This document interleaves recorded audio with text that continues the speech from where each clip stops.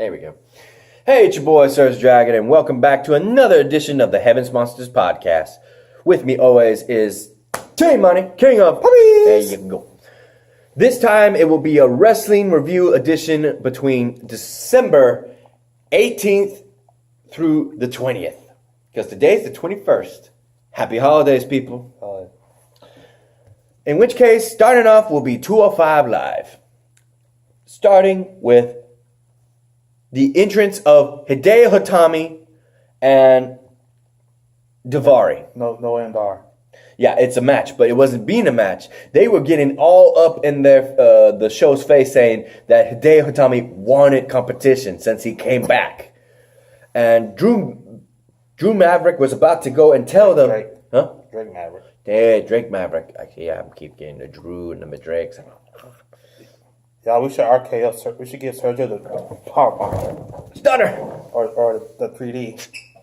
Bubble bomb, whatever. Elbow shot. But I want to farm. Anyway. Drake Maverick was tempted to suspend them both. Noam Dar, on the other hand, comes out to give him a challenge. And he says, if you do this again, you'll get a suspension for sure. I don't want to see this again. The match would continue, and it would end in Noam Dar's defeat. Hideo Itami hitting him with a new move, not to go to sleep, but a over the fireman's carry, turnover, heel kick. Like, foot kick. I don't know, it's hard to explain, but it was new, for sure. In the back, though, Buddy Murphy, the champ, defending his title last Sunday at TLC against Cedric Alexander, wanted competition, just like Hideo Itami. He wanted to prove that he isn't just the champion, that he's the greatest cruiserweight of all time. Even though he's having a hard time making sure he's below or at the weight of 205 pounds. Well, I heard that. That's his stomach. You hungry. Anyway, though, the next thing after that match would be the returning of Leo Rush against a new guy, Aaron Shallow. How you pronounce that? I think it's Aaron Solo. Aaron Shallow, thank you. Leo Rush, who's been nothing but the hype man / I guess manager of Bobby Lashley on Monday Night Raw. I guess he was doing that to recuperate, even though he still got in the ring a couple of times. Kept interfering, that kind of thing. But nonetheless, he was in the ring and he was in tip-top shape. Leaving not one, but two of his frog splash, which he calls the final hour. He did 2 final hours. How do you say that? 2 final hours. It's the final hour. There's 2 of them? Yeah. I didn't name it. He did. The frog splash of his own style is the final hour, and he does 2 of them onto that poor guy, showcasing that he wants that belt. So whatever Drake Maverick comes up with next week for this event, we will have to see. Also, next week on 205 Live, it will be the best of 205 Live in 2018. So it might not be, I might just fast forward a lot of that. Next up, NXT. Starting off the night with Heavy Machinery, I believe. We'll be right back to confirm or deny that. Okay, I was wrong. I was mentioning Heavy Machinery, but they didn't start the show. It was none other than the final combatants for the Fatal 4-Way #1 contendership for the Women's NXT Championship. And it would be... Dakota Kai. It's not... it wasn't that match. It was a tag team match. See? I watched it today and I would have forgot. I was thinking because in this match... It would be Dakota Kai and Io. Low. No, it's not L. That's an I. I was watching the show. It was an I. Io Shira. Aisha, damn fucking names, versus Mikey. Leaving it. You got a shot. Marina Shafire. Oh yeah, the other two women of the fatal 4 horsewomen of UFC, besides Ronda Rousey and. Well, I don't think they're from UFC. They are. You heard the name? You heard him say UFC? I don't watch UFC, but that's the way they said. They are the 4 horsewomen of UFC. They even said it on commentary. There are 2 remaining. They came out with the champ's music. I've never seen them, so I don't know. And they lost. The what was it? The fatal horsewomen. I don't know their names. They're a little difficult for me too. It always is. But otherwise, because of that, Rhea Regal, the GM of NXT, decided to place Io in that match in the Fatal 4-Way. I thought it was in the morning contendership for a second. Then when I saw that, I was like, oh, that's what it was. No, it wasn't. Never mind. It was a tag team match. Otherwise, next. Yeah, new guy. Dominic. Dijakovic versus another new guy, Aaron Mackey. The new guy, Dominic, wins. And does he win with brutality? He's a former Ring of Honor superstar. Mm-hmm. Next. Heavy Machinery. There you go. Heavy Machinery versus unnamed competition. They just fight some random guys, but the what was it? Undisputed Era come out to make their claim that these titles ain't going nowhere. Even though the 2 of them, the Heavy Machinery, takes both those guys in one stack and they just slam them into the ring like God. They remind me of those tag teams I saw back in the Federation era. Earthquake and Tornado. Yeah. 2 big guys, and they're coming. They're coming to Raw, SmackDown soon. But they're trying to get the NXT championships before they transfer over, from what I understand. Because they said it. They want those golds. And then the next thing? That's it. I think I know what's last, but I want to see. That's it, bro. Nah, there was one more. Your phone is acting up like hell. No, it ain't. Look. Keep going down. Hello. I told you your phone's acting up. Yeah, okay, I got this.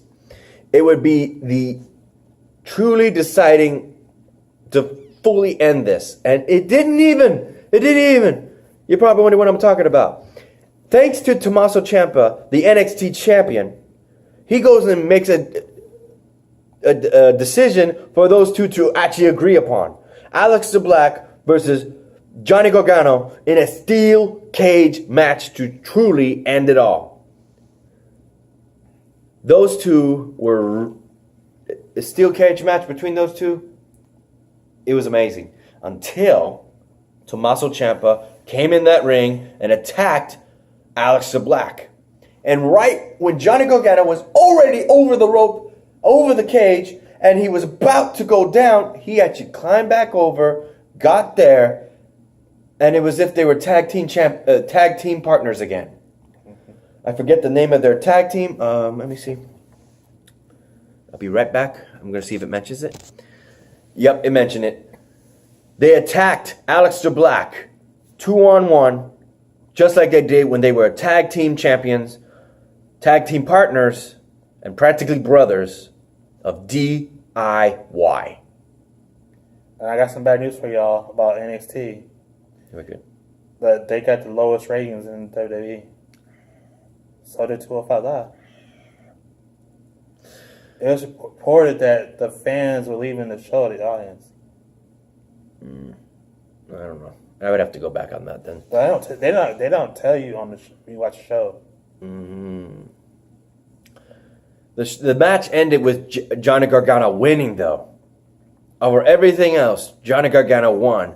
And it now begs the question, will William Regal make the already determined, already guaranteed Aleister Black versus Tommaso Ciampa at NXT TakeOver?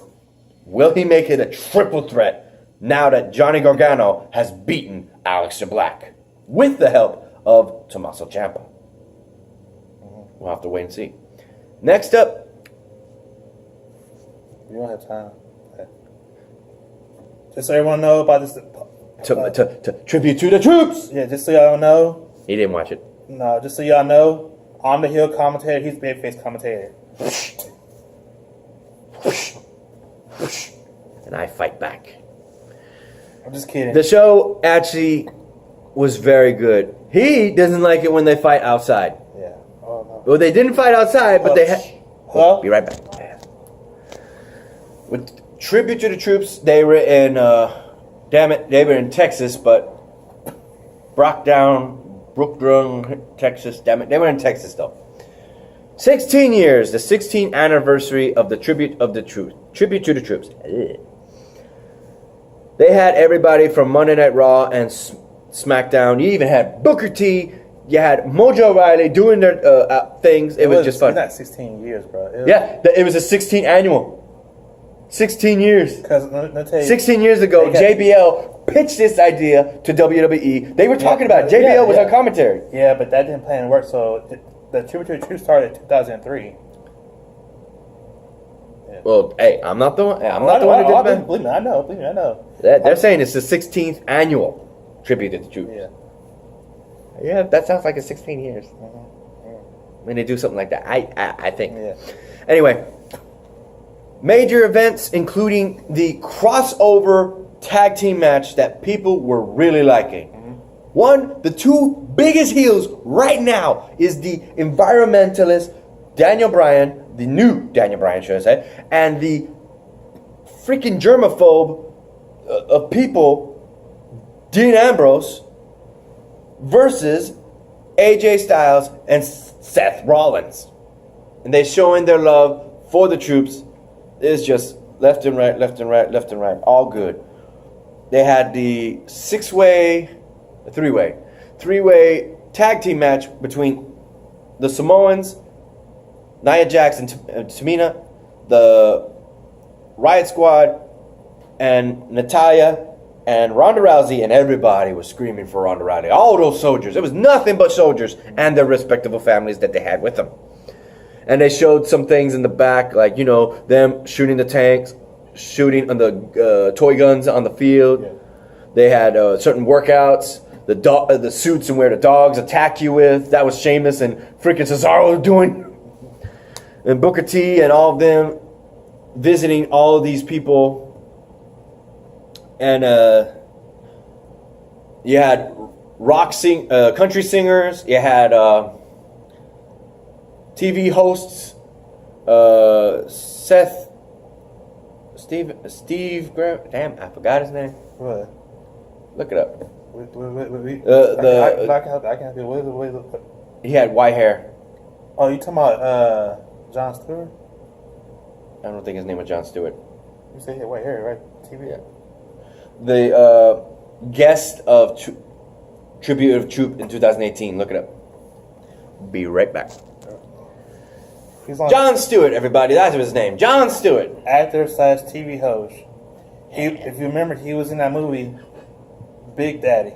And he was also the guy that screwed over John Cena from becoming a 16-time champion the first time around. He didn't want that to yeah, and Ric Flair was like, you should have let it happen, dude.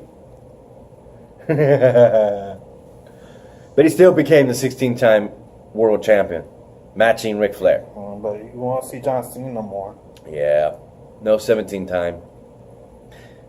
Maybe. He said his time is over. We'll see.